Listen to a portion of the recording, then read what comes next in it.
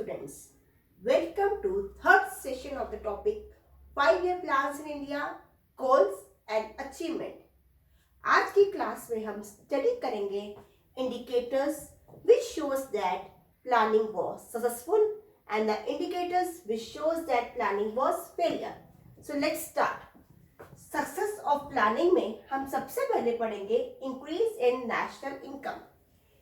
जब ये planning start हुई थी 1950s में, उससे पहले हमारी इकोनॉमी बहुत ही बैकवर्ड थी और स्टेगनेंट थी. नेशनल इनकम में कुछ भी ग्रोथ शो नहीं हो रही थी. जो नेशनल इनकम थी वो सिर्फ 0.5% पर एनम थी. जब प्लानिंग स्टार्ट हुई तो फर्स्ट प्लान में ही इसमें ग्रोथ शो हुई और ये 4.6% तक बढ़ गई. सेकेंड और 10th प्लान के बीच में बहुत ज्यादा फ्लक्चुएशंस हुई. कुछ प्लान सक्सेसफुल थे, कुछ प्लान फेलियर थे. अगर हम एक एवरेज निकालें तो approximately there was a 5% increase in the national income. 11th plan में ये 7.5% पर एनम हुई और 12th प्लान जिसका पीरियड था 2012 से 2017, उसके बीच में यह थी 6.7% पर एनम. इससे पता चलता है कि हम 0.5% से 6.7% तक आ गए. So there was a breakdown of the deadlock of economic stagnation. Deadlock का मतलब होता है वो सिचुएशन जिसमें कोई इंप्रूवमेंट नहीं हो रही हो. तो वो डेडलॉक जो है वो ब्रेक हो गया था. डेडलॉक किस चीज का? इकोनॉमिक स्टैग्नेशन का. जो रुकी हुई हमारी इकोनॉमी थी उसका डेडलॉक ब्रेक हो चुका था. Next is increase in per capita income. Per capita income निकालते हैं जब हम नेशनल इनकम को पॉपुलेशन से डिवाइड करते हैं, तब हमें मिलती है पर कैपिटा इनकम. ऑब्वियसली जब नेशनल इनकम बढ़ी तो पर कैपिटा इनकम भी बढ़ी. फर्स्ट प्लान में यह थी 2.7%, जो कि बढ़कर 11th प्लान तक हो गई 6% और 12th प्लान में ये 5.3% हुई. That means there was a greater availability of goods and services per head of population of the country. अब हर इंसान के पास there was an easily availability of goods and service. Next is rise in saving and investment. Saving और investment हमें पता है बहुत ही important indicators होते हैं इकोनॉमिक ग्रोथ के लिए. तो जो रेट ऑफ सेविंग था फर्स्ट प्लान में सिर्फ 9.5% ऑफ नेशनल इनकम था, जो कि बढ़कर 12th प्लान तक हो गया 32.3% पर एनम. और जो रेट ऑफ इन्वेस्टमेंट की बात करें, जो फर्स्ट प्लान में था 9.3% ऑफ जीडीपी, जो 12th प्लान में बढ़कर हो गया 33.3% of GDP. Next is institutional and technical change in agriculture. Agriculture में मेन चेंजेस किस फॉर्म में हुए? वो थे लैंड रिफॉर्म्स के और इम्प्रूवमेंट इन टेक्नोलॉजी की फॉर्म में. लैंड रिफॉर्म के अंदर हम स्टडी करते हैं कि किस तरह से सबसे पहले हुआ abolition of intermediaries. Zamindari system को खत्म कर दिया गया था. Regularisation of rent. जितने भी कल्टीवेटर्स किसी भी लैंडलॉर्ड की जमीन पे काम कर रहे थे उनके लिए एक रेंट की लिमिट फिक्स कर दी गई थी कि आप इससे ऊपर आप रेंट नहीं दोगे. Next is ceiling on land holding. Land का एरिया पर हेक्टेयर के हिसाब से और साइज ऑफ फैमिली को ध्यान में रखकर एक फिक्स कर दिया गया था कि इस फैमिली के पास इतने हेक्टेयर से ज्यादा लैंड नहीं होगी. साइज ऑफ फैमिली को ध्यान में रखकर फिक्स रखा गया. Next is consolidation of holding. अगर जो लैंड्स पहले स्कैटर हुआ करती थी, उन स्कैटर लैंड्स की जगह लैंडलॉर्ड्स को या लैंड ओनर्स को एक बिग पीस ऑफ लैंड दे दिया गया ताकि कॉस्ट ऑफ मैनेजमेंट है वो रिड्यूस हो सके. अगर हम टेक्नोलॉजी में इंप्रूवमेंट की बात करें तो इसमें हमने सबसे पहले इंट्रोड्यूस करे HYV seeds, high yielding variety seeds, self sufficiency in food grain. That means जिस फूड ग्रेन का हम पहले इंपोर्ट कर रहे थे, अब उसको हम अपनी इकोनॉमी में ही डोमेस्टिकली प्रोड्यूस करेंगे. Growth and diversification of industry. इसके अंदर हमने प्लानिंग के अंदर सबसे पहले बिग पुश मिला बेसिक और कैपिटल गुड्स इंडस्ट्री को. बेसिक और कैपिटल गुड इंडस्ट्री होती है जैसे हमारी iron and steel industry, capital goods industry, engineering good industry. Indian economy जो है आज की डेट में 10th लार्जेस्ट इकोनॉमी है in the industrial production. Industrial production में इंडियन इकोनॉमी जो है 10th लार्जेस्ट इकोनॉमी है और जो हमारा ग्रोथ रेट है इंडस्ट्रियल प्रोडक्शन का that is 7% per annum. Next is economic infrastructure. Infrastructure का मतलब होता है means of transport, communication, power sector, bridges, dams, railway, etcetera. तो जितने भी ये मीन्स ऑफ ट्रांसपोर्ट थे, कम्युनिकेशन थे, पावर जनरेशन था, बैंकिंग था, इंश्योरेंस सेक्टर था, आईटी सेक्टर था, इन सब के अंदर हमें बहुत ही सिग्निफिकेंट ग्रोथ देखने को मिली। Next is social infrastructure. Social infrastructure में दो चीजें काउंट करती हैं, हेल्थ एंड एजुकेशन। अब जब प्लानिंग हुई तो हमारा हेल्थ फैसिलिटीज में बहुत ही इंप्रूवमेंट हुई। जब हेल्थ फैसिलिटीज में इंप्रूवमेंट हुई, प्रॉपर हॉस्पिटल सेटअप हुए, वैक्सीनेशन डेवलप हुई और उसके बाद हमारा जो डेथ रेट है वो बहुत ही नीचे गिर गया और जो एवरेज लाइफ एक्सपेक्टेंसी थी वो भी बढ़कर 68.3 ईयर्स हो गई। जबकि जब प्लानिंग स्टार्ट हुई थी इंडिपेंडेंस के टाइम में इट वाज ओनली 32 ईयर्स, अब बढ़कर कितनी हो गई है 68.3 ईयर्स। और एजुकेशन की अगर बात करें तो जो number of school going children है उनमें भी 3 टाइम्स इंक्रीज हुआ है जो इंडिपेंडेंस के टाइम, और अगर आज की बात करें there is increase by 3 times. Next is employment. Obviously planning के अंदर हमने बहुत ज़्यादा स्टडी करा है कि गवर्नमेंट ने बहुत सारी एम्प्लॉयमेंट जनरेशन स्कीम को लॉन्च किया। जब गवर्नमेंट ने बहुत सारी एम्प्लॉयमेंट जनरेशन स्कीम को लॉन्च किया तो अनएम्प्लॉयमेंट में रिडक्शन देखने को मिला और हमारा अनएम्प्लॉयमेंट रेट रह गया सिर्फ 5.6%।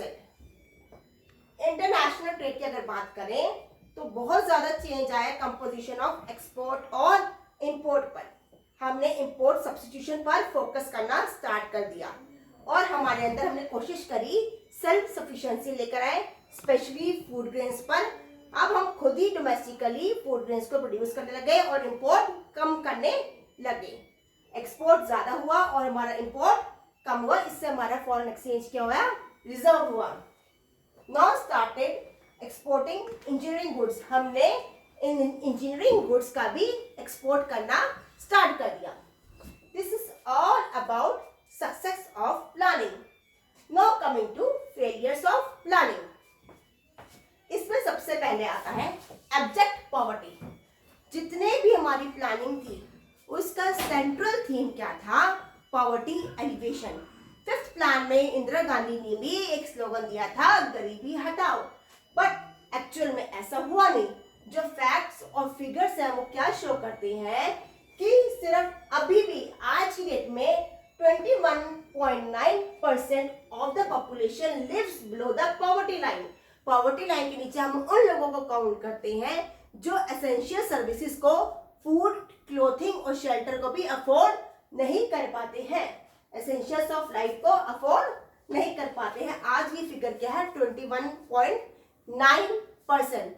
आज भी हमारी इंडियन इकोनॉमी पुअरेस्ट इकोनॉमी में गिनी जाती है। Next is high rate of inflation. Planning के पीरियड में गवर्नमेंट जो थी, हमारी प्लानर्स थे, वो प्राइस राइज को कंट्रोल नहीं कर पाए।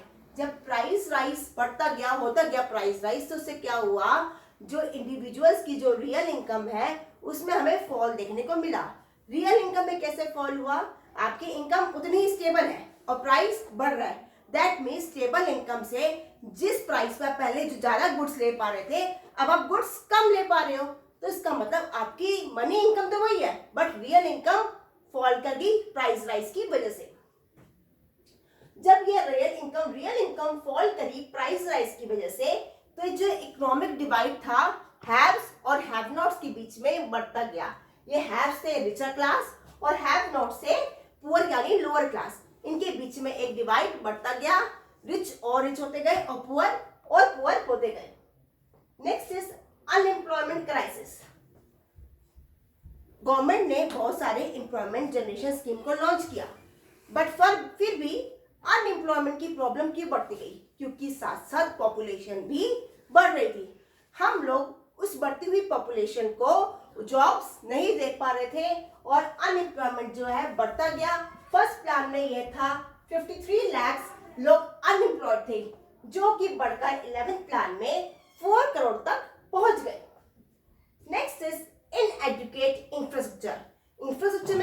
चीजें आती है वो हम स्टडी कर चुके हैं, that is means of transport, communication, power generation, banking, insurance, IT sector. इन सब में डेवलपमेंट क्या थी, बहुत ही इनएडिक्वेट थी, इनसफिशिएंट डेवलपमेंट थी।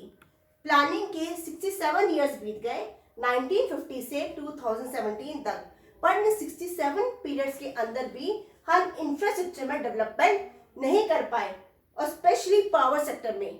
आज भी जो पावर सेक्टर जो है बिग कंस्ट्रेंट है in the agriculture as well as industrial sector में। इनका आउटपुट कम है, इनका process of growth and development में मेन क्या है, कॉन्स्टेंट क्या है, inadequate infrastructure. Next is skewed distribution. Economic and जो सोशल जो इनइक्वालिटी थी, sorry is not equality, is inequality widened. जो लोगों के बीच में इकोनॉमिक एंड सोशल इनइक्वालिटी थी वो बढ़ती जा रही थी, एक गैप आ रहा था रिचर क्लास और अपर क्लास की वजह, जिसको खत्म करने के लिए हमारी गवर्नमेंट ने क्या किया, जॉब्स में क्या कर दी, रिजर्वेशन स्टार्ट कर दी ईडब्ल्यूएस कैटेगरी के लिए, जिसकी वजह से जो मेन जनरल कैटेगरी का जो पर्सन है वो सफर करने लगा। So this is all about the failures of planning. So ये चैप्टर मैंने आपको अच्छे से क्लियर कर दिया है। ये जितने भी नोट्स हैं सफिशिएंट है आपके एग्जाम्स के लिए, इनको अपने रजिस्टर में नोट डाउन कीजिए। बहुत ही सिंपल लैंग्वेज में नोट्स आपके लिए फ्रेम किए गए हैं। अब ब्रीफ में विद इन 5 मिनट्स हम इस चैप्टर को जो हमने पढ़ा है एक बार सम अप कर लेते हैं। सबसे पहले हमने इस चैप्टर में पढ़ा था व्हाट इज इकोनॉमिक प्लानिंग। हमने इससे पढ़ा कि किस तरह से एक सेंट्रल अथॉरिटी है less down a set of targets, और उसके टारगेट्स को पूरा करने के लिए किस तरह से वो प्लान्स, प्रोसीजर्स, प्रोग्राम्स को लेआउट करती है to be completed within a specified period of time. और वो सेंट्रल अथॉरिटी हमारी इंडियन इकोनॉमी के केस में प्लानिंग कमीशन जो सेट हुई 1950 में। इस प्लानिंग कमीशन का जो चेयरमैन होता है प्राइम मिनिस्टर ऑफ इंडिया होता है, और इसका फर्स्ट चेयरमैन थे Pandit Jawaharlal Nehru, but it was set up under the chairmanship of professor Mahalanobis. ये हमने पढ़ा था इकोनॉमिक प्लानिंग के बारे में। फिर हमने पढ़ा what is the need of economic planning. हमें नीड क्यों पड़ी इकोनॉमिक प्लानिंग की, क्योंकि हमारा जीडीपी बहुत कम था, हमारी इकोनॉमी बहुत बैकवर्ड थी, स्टेगनेंट थी, प्रोडक्टिविटी कम थी, आउटपुट कम था। उसके बाद हमने पढ़ा था types of planning, directive and comprehensive planning. Directive planning जो कि कैपिटलिस्ट इकोनॉमी परस्यू होती है, कॉम्प्रिहेंसिव प्लानिंग जो कि सोशलिस्ट और मिक्स्ड इकोनॉमी में परस्यू होती है। जो डायरेक्टिव प्लानिंग होती है in which the planning is induced by the forces of demand and supply, और comprehensive planning में जो मेन प्रोसेस होता है ग्रोथ एंड डेवलपमेंट का, उसमें मेजर रोल होता है गवर्नमेंट का। जो डायरेक्टिव प्लानिंग होती है वो प्रॉफिट मैक्सिमाइजेशन के पर्पज से होती थी, और जो कॉम्प्रिहेंसिव प्लानिंग होती है उसका मेन ऑब्जेक्टिव होता है increase in the social welfare. उसके बाद हमने पढ़ा था टाइप्स ऑफ इकोनॉमीज। 3 तरह की इकोनॉमीज पढ़ी थी। कैपिटलिस्ट इकोनॉमीज जिसका मेन एम होता है profit maximisation, next socialist economy जिसका मेन एम होता है welfare maximisation, next is mix economy जो इंडियन इकोनॉमी है जिसमें पब्लिक और प्राइवेट सेक्टर दोनों मिलकर काम करते हैं, और ये दोनों ही एम्स को साथ साथ फुलफिल करते हैं। उसके बाद हमने पढ़ा था features of economic policy till 1950 से 1990 के पीरियड में हमारी इकोनॉमिक पॉलिसी के क्या क्या फीचर्स रहे, जिसके अंदर हमने पढ़ा था कि पब्लिक सेक्टर को मेन फोकस किया गया था, regulated development of the private sector, protection of small scale industries, focus on the rate of saving and investment, protection to domestic industries, focus on import substitution and expansion of basic and heavy industries. ये हमने पढ़ा था features of economic policy till 1990। उसके बाद हमने पढ़ा था long term and short term goals of planning. जो लॉन्ग टर्म गोल्स थे वो थे ऑब्जेक्टिव्स ऑफ प्लानिंग, और शॉर्ट टर्म गोल्स होते हैं प्लान स्पेसिफिक। हर प्लान जो है पर्टिकुलर एरिया पे जो फोकस करता है। और लॉन्ग टर्म गोल्स में हमने पढ़ा था कि सबसे पहले जीडीपी को में इंक्रीज करना, फुल एम्प्लॉयमेंट के लेवल को अचीव करना, इक्विटेबल डिस्ट्रीब्यूशन ऑफ इनकम हो, सेल्फ सफिशिएंसी अटेन करना, और मॉडर्नाइजेशन को इंट्रोड्यूस करना।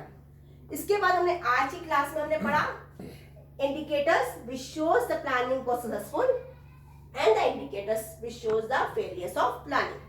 So this is all about the chapter 5-year plans in India, goals and achievement. ये सारे नोट्स अच्छे से नोट डाउन कर लीजिए. हम नेक्स्ट सेशन में एक न्यू टॉपिक के साथ आपसे मिलेंगे. Till then have a great day. Thank you.